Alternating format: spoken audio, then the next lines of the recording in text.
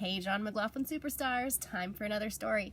This time I'm going to read Caps for Sale, a tale of a peddler, some monkeys, and their monkey business. Caps for sale. Once there was a peddler who sold caps, but he was not like an ordinary peddler carrying his wares on his back. He carried them on top of his head. First, he had on his own check cap, then a bunch of gray caps, then a bunch of brown caps, then a bunch of blue caps, and on the very top, a bunch of red caps. He walked up and down the streets holding himself very straight as not to upset his caps. As he went along, he called, "Caps! Caps for sale! 50 cents a cap!" One morning, he couldn't sell any caps. He walked up the street and he walked down the street calling, "Caps! Caps for sale!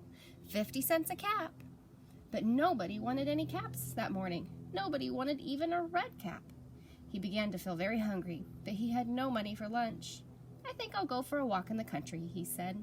And he walked out of town, slowly, slowly, as not to upset his caps. He walked for a long time until he came to a great big tree. "That's a nice place for a rest," thought he, and he sat down very slowly under the tree and leaned back little by little against the tree trunk so as not to disrupt the caps on his head. Then he put up his hand to feel if they were straight. First, his own check cap. Then the gray caps, then the brown caps, then the blue caps, then the red caps on the very top. They were all there, so he went to sleep. He slept for a very long time. When he woke up, he was refreshed and rested. But before standing up, he felt with his hand to make sure his caps were in the right place. All he felt was his own checked cap. He looked to the right of him.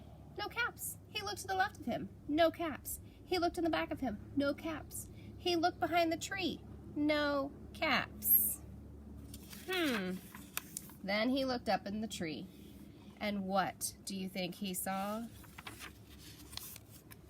Monkeys.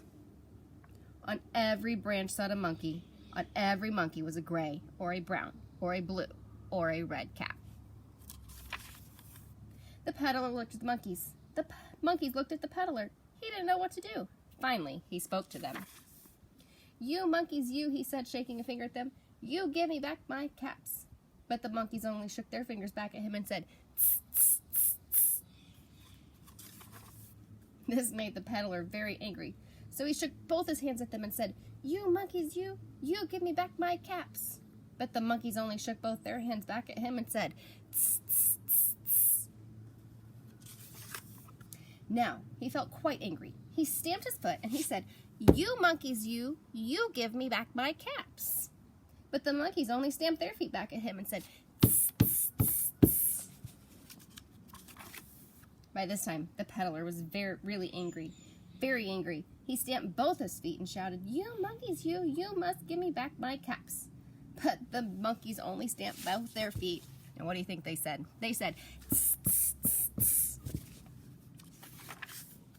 At last, he became so angry that he pulled off his very own cap, threw it on the ground, and began to walk away.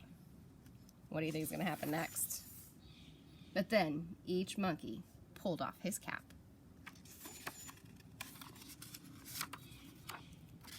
Oh my goodness, I can't turn the pages. And all the gray caps, and all the brown caps, and all the blue caps, and all the red caps came flying down out of the tree. So the peddler picked up his caps and put them back on his head. First his own check cap, then the gray caps, then the brown caps, then the blue caps, then the red caps on the very top. And he slowly, he walked back to town, calling, "Caps! Caps for sale! 50 cents a cap!"